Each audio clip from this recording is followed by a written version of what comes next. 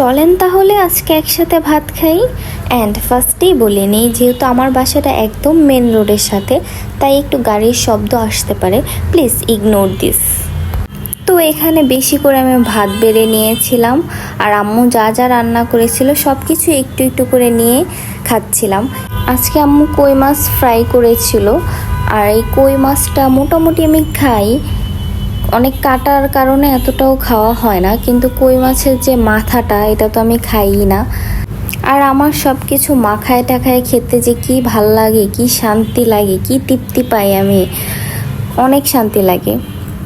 দেন মিষ্টি কুমড়াটা মেখে নিয়েছি, মেখে হচ্ছে এখানে ছোট ছোট মাছ, এগুলা কি মাছ যেন বলে, দাঁড়ান ভাই বানি, কি যেন মাছ, মেবি এটার নাম বাইং মাছ হতে পারে, আমি তাও শিওর না।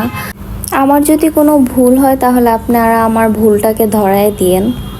খাওয়া প্রায় শেষ, এখানে এক্সট্রা অনেক মাছ বেঁচে গিয়েছিল, যেটা আমি আর খাইনি, তুলে রেখে দিচ্ছিলাম। তো আজকে আমার খাওয়া দাওয়া এখানেই শেষ করলাম, দেখা হবে অন্য একটি ভিডিওতে। আল্লাহ হাফেজ।